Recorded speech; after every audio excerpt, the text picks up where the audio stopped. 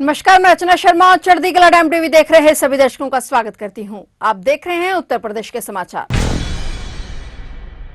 मुख्यमंत्री योगी आदित्यनाथ आज कई जिलों के दौरे पर निकले। सबसे पहले वे मुरादाबाद पहुंचे, जहां उन्होंने सर्किट हाउस में मंडल के जनप्रतिनिधियों और जिले के अफसरों के साथ समीक्षा बैठक की। इस बैठक में मंडल भर के जनप्रतिनिधियों को बुलाया गया। इसके अलावा बैठक में जिले के अफसर भी मौजूद रहे। वहीं इस बैठक में मुख्यमंत्री योगी आदित्यनाथ ने अधिकारियों से एसआईआर के मुद्दे पर भी वार्ता की। इसके बाद सीएम योगी आदित्यनाथ गाजियाबाद के लिए रवाना हुए। यहाँ पर भी सीएम योगी ने अधिकारियों के साथ समीक्षा बैठक की। साथ ही सरस्वती विद्या मंदिर में आयोजित कार्यक्रम में भी शामिल हुए। इसके बाद योगी आगरा के लिए रवाना हुए।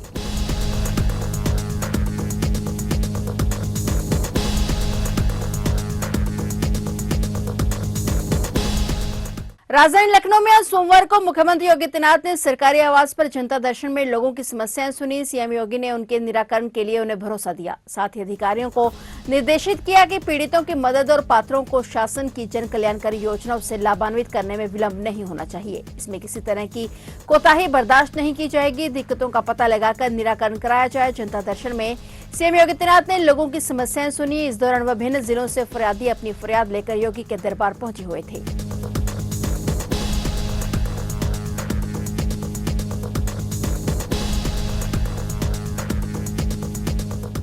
उत्तर प्रदेश में मतदाता सूची से 3 करोड़ से ज्यादा नाम कटेंगे। अब तक विभिन्न जिलों से जो रिपोर्ट मिल रही है, उसके तहत अनुपस्थित, स्थानांतरित, पहले से कहीं और दर्ज और मृतक श्रेणी में 20% से ज्यादा मतदाता आ रहे हैं। एसआईआर से जुड़े सूत्रों की माने तो लखनऊ और गाजियाबाद में यह आंकड़ा 25 से 30% तक हो सकता है। प्रदेश में 27 अक्टूबर 2025 की रिपोर्ट के मुताबिक कुल मतदाता इतने दर्ज किए गए और एसआईआर के तहत जहां 11 दिसंबर तक गन्ना फॉर्म भरकर जमा किए जा सकते हैं, वहीं इस विशेष अभियान में मृतक, अनुपस्थित, जगह छोड़ चुके और पहले से कहीं और पंजीकृत मतदाताओं को चिन्हित करने का काम भी किया जा रहा है। चुनाव आयोग से मिली आधिकारिक सूचना के मुताबिक औरैया, आजमगढ़ और एटा ने एसआईआर का 100% काम पूरा कर लिया है। एटा के जिला निर्वाचन कार्यालय में मिली जानकारी के मुताबिक जिले में कुल मतदाताओं की संख्या 13,11,967 है और इनमें 18% मतदाता एएसडी के दायरे में आ रहे हैं और इसकी पुष्टि एटा के जिला निर्वाचन अधिकारी और डीएम प्रेम रंजन ने भी की है। 11 दिसंबर की रात बीतने के बाद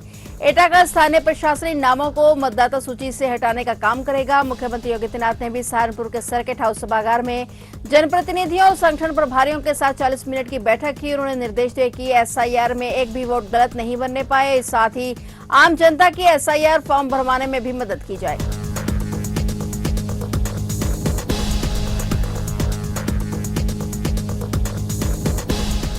गोमती नगर से सहारनपुर के लिए वंदे भारत एक्सप्रेस कल 9 दिसंबर से पटरी पर उतरेगी। यह सोमवार छोड़ पूरे सप्ताह चलेगी। ट्रेन में बुकिंग शुरू हो गई है। वर्तमान में करीब 420 सीटें खाली चल रही हैं। लखनऊ से सीतापुर के लिए चेयर कार में 495 रुपए और एग्जीक्यूटिव क्लास में 930 रुपए किराया तय किया गया है। 80 किलोमीटर की यह दूरी 1 घंटे 5 मिनट में पूरी होगी। इस ट्रेन को प्रधानमंत्री नरेंद्र मोदी ने करीब 1 महीने पहले हरी झंडी दिखाई थी। पहले ट्रेन सुबह में लखनऊ जंक्शन से चलाने की तैयारी थी, लेकिन अब यह गोमती नगर से दोपहर में संचालित की जाएगी और जो गोमती नगर से चलकर डालीगंज, सीतापुर, शाहजहांपुर, बरेली आदि कई शहरों से होते हुए सहारनपुर पहुंचेगी। सहारनपुर के लिए वंदे भारत एक्सप्रेस 1 महीने बाद पटरी पर उतर रही है। सूत्र बताते हैं कि पहले ट्रेन को लखनऊ जंक्शन से सुबह चलाने की तैयारी थी, लेकिन सुबह देहरादून के लिए वंदे भारत ट्रेन होने और सहारनपुर से सुबह ट्रेन चलाने की मांग को देखते हुए इसमें बदलाव का निर्णय लिया गया है। यूपी में सीबीआई ने आजमगढ़ में यूपी ग्रामीण बैंक की दुर्वासा शाखा के प्रबंधक श्रवण टंडन को 20,000 रुपए की घूस लेते हुए रंगे हाथों गिरफ्तार किया गया है। सीबीआई ने बिचौलिए की भूमिका निभाने वाले बैंक के चपरासी विश्राम को भी गिरफ्तार किया है। दोनों को राजधानी लखनऊ स्थित रिमांड मजिस्ट्रेट के सामने पेश करने के बाद न्यायिक हिरासत में जेल भेज दिया गया है। सीबीआई के मुताबिक अहिरोला थाना क्षेत्र के ग्राम गहची निवासी विशाल कुमार ने शिकायत की थी कि उसका किसान क्रेडिट कार्ड का 2,25,000 रुपए का लोन यूपी ग्रामीण बैंक से स्वीकृत हुआ था और इसकी पहली किस्त खाते में डाल दी गई थी। जब वह ऋण की रकम निकालने गया तो शाखा प्रबंधक चपरासी के जरिए 25,000 रुपए की घूस मांगने लगे। सीबीआई ने उसकी शिकायत के बाद आजमगढ़ टीम भेजी, जिसमें विशाल को एडवांस के तौर पर 20,000 रुपए शाखा प्रबंधक को देने भेजा। जैसे ही शाखा प्रबंधक ने घूस की रकम ली, सीबीआई के अधिकारियों से दबोच लिया और चपरासी विश्राम को भी गिरफ्तार कर लिया।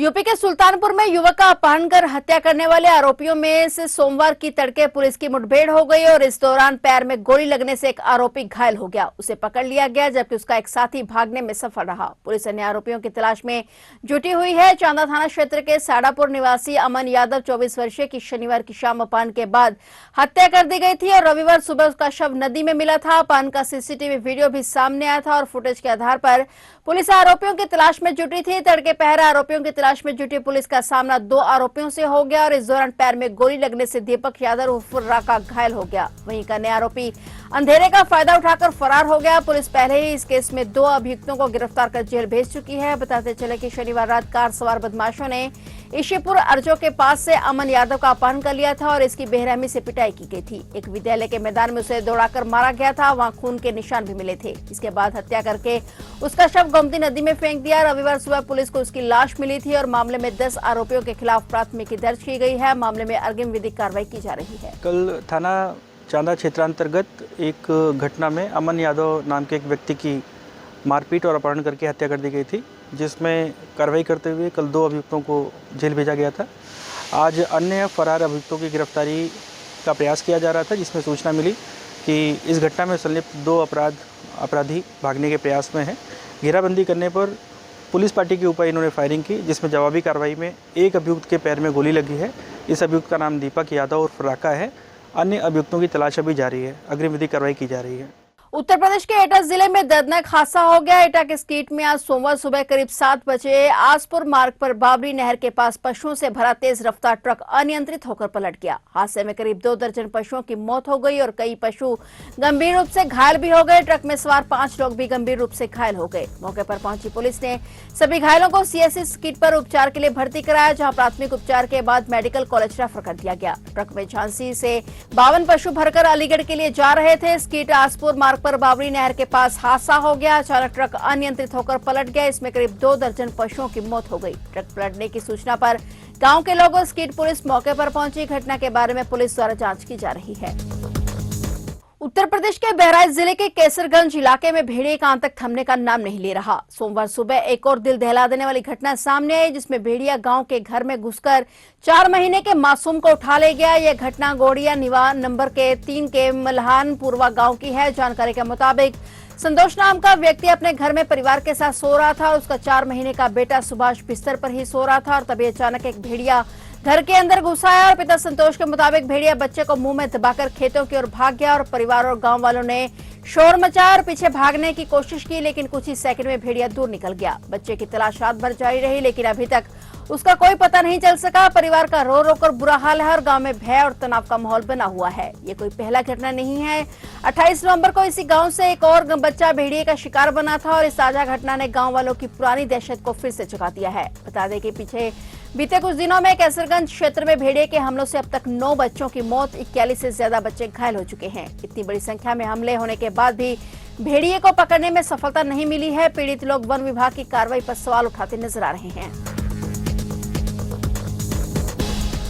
उत्तर प्रदेश में इस समय कड़ाके की ठंड पड़ रही है। शीतलहर ने कई जिलों को अपनी चपेट में ले लिया है। बीते 24 घंटों में सबसे ठंडी रात अयोध्या में रही, जहां न्यूनतम तापमान 5.5 डिग्री सेल्सियस दर्ज किया गया। मौसम विभाग का कहना है कि अभी ठंड का असली दौर बाकी है और अगले 48 घंटों में तापमान में और गिरावट हो सकती है, जिससे ठिठुरन और बढ़ेगी। पूर्वी और पश्चिमी दोनों ही हिस्सों में मौसम शुष्क रहने की संभावना है। सुबह और देर शाम हल्का से मध्यम कोहरा कई जिलों में देखा जा सकता है। हालांकि अभी मौसम विभाग ने कोहरे या शीतलहर को लेकर कोई अलर्ट जारी नहीं किया है। बीते 24 घंटे में कई जिलों में दृश्यता 600 मीटर तक पहुंच गई, जिससे घना कोहरा छाया रहा। आईएमडी के मुताबिक सोमवार की सुबह यूपी के कई जिलों मथुरा, अलीगढ़, कानपुर, आगरा सहित कई शहरों में हल्के से मध्यम कोहरा देखने को मिल सकता है और कुछ जिलों में दृश्यता 500 से 600 मीटर तक गिरने की भी आशंका है। ठंडी हवाएं फिर से ठिठुरन बढ़ा देंगी और आज लखनऊ में न्यूनतम तापमान करीब 11 डिग्री और अधिकतम तापमान 25 डिग्री सेल्सियस रहने का अनुमान है। नोएडा में भी मौसम इसी तरह रहने की आशंका है। इससे पूरे प्रदेश में शीतलहर का असर और तेज महसूस होगा।